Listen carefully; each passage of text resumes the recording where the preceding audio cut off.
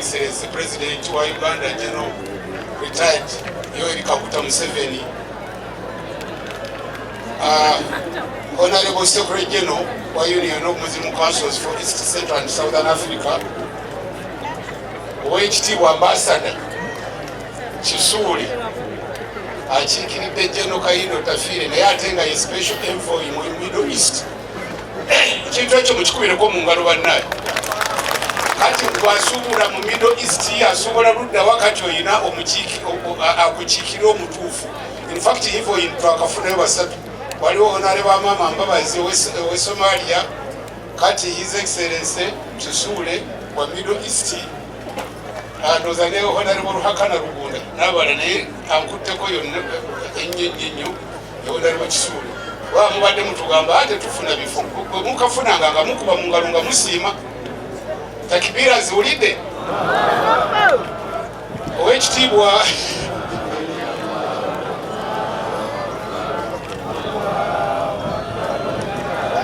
Oweekitiibwa Geraldine Jajjange, Oweekitiibwa Buggwa bwe Kataligirya erikola ki? Eribiika. Abaganda bange abakulu, Sebo manager wa Voice of Africa, baganda bange mwenna ba tiimu Amanu bannyinaffe bakulu baffe baani n'abawuliriza ba Voice ne chairman w'abawuliriza ba Voice of Africa, nina muzukulu wange Ssekimwanyi bwe mba njogera omanyi yenna agenda tomanyi toli muzukulu. Salaamu alaikum warahmatullahi wabarakatuh. Twebaza nnyo Allah subhanahu wa ta'ala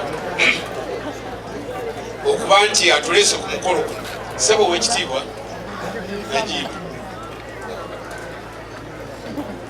komuledi wange ng'ate gwokiikidde president ojjeko okuba manager naye ate wakitiibwa mukiise mu lubiri mmi. N'olwekyo mu lukiiko emmengo bw'owulira tugambye Oweekitiibwa ng'ate olwo tugenzeewa. Tusiima nnyo Ssebo Honorable Kasangaki olw'okuba nti otadde mu nkola enjigiriza yaffe ya NRM ey'okugamba nti Bannayuganda bayinza okwekolera ku bintu byabwe. Bwe twali tukyali gye tuli tulina akayimba ke twagamba nti kazi ngumu eriyofanywa na wananchi wenyewe kupiga adui na kumfukuza Uganda. Naye nga tetugenderera nti omulimu omukulu Bannayuganda be bakola ki? Twabeera Luweero netuzoganya abaali bagira ebiseera ebyo okwejjukiza nga tebakola ki? Ng'obuyambi tetulina yensonga lwaki tuli independent. Naye Voice ne tiimu Amanu ne bakama abakulembeze abasinga obungi baddukira mu Buwarabu, abasinga obungi baddukira ki? Ate oluusi emizikiti ne bagipima nga kiri under size. Teraba ekizimbe ekyo yaahe Dr. Kisuule najja wano nga tewaliwo, it's not a fiction, najja wano nga tewaliwo kintu kyonna. Bakitange mu 1939 basuubuliranga wanente era kyekigambo Nalubabwe. Kyova olaba nti n'obutale obulala obw'omugulu babuyita Nalubabwe nga bakijja muno. Naye kati tuyina wano ate nno tulina enju ya Imam naye ate facilities ez'okufunira mu buzu ezo nazo gyeziri teziriyo. Ssebo omuzikiti mukulabye naye ddala Bannayuganda okulaba nti bebekola ekintu ekyo tubasiima nnyo era mugende mu maaso. Judge Owejovu division. Salaamu alaikum. Ekyokubiri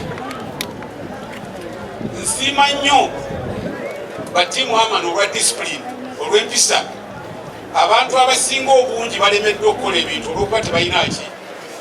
Omuntu bw'oli epimamu nga bakuwa order, mukama wo n'akuwa order nga togikkiriza manya toyina mpisa. Ate ow'empisa taba organized. Ate bwe mutaba organized mufuna conflict, mufuna obukubagano. Ate awali obukubagano tewali under development. Era bw'olira basociality yonna ng'eri mu conflict ng'omanya nti abo tebakkiriza order. Naye tiimu Amanu agenda n'agamba Voice Najibu agenda n'agamba ku lwa tiimu Amanu nti njagala Quran 10,000 ali munnaye n'abawa ddakiika 8 era 300 ne bijja gasikoda kyova olaba nti mu institution zonna ze tulina UPDF eri outstanding kubanga emanyi ki order.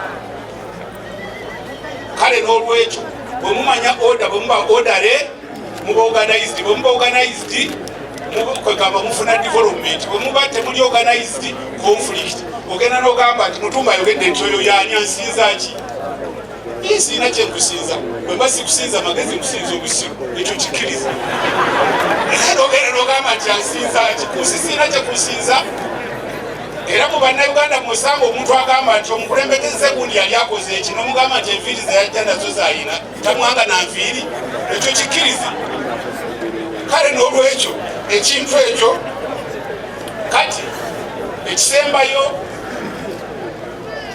kyova olaba nti kati muzeeyi olw'okuba ayagala tube nga tuli independent kubanga luli tubadde tukola nga tulima mayuuni tulima nnyaanya nga ze tukola ze tukola ki naye kati kwe kuteekawo parish development model omuntu ofuna akasente mu nsawo nga mwekali naye ate nga n'ekyokulya kikola ki naba mu Afirika jjo olutalo lwa Ukraine lwakabeerawo naye abamu ku bakulembeze bagenze kwegayirira Putin kufuna mmere emyaka egyo yonna mubadde mukola ki.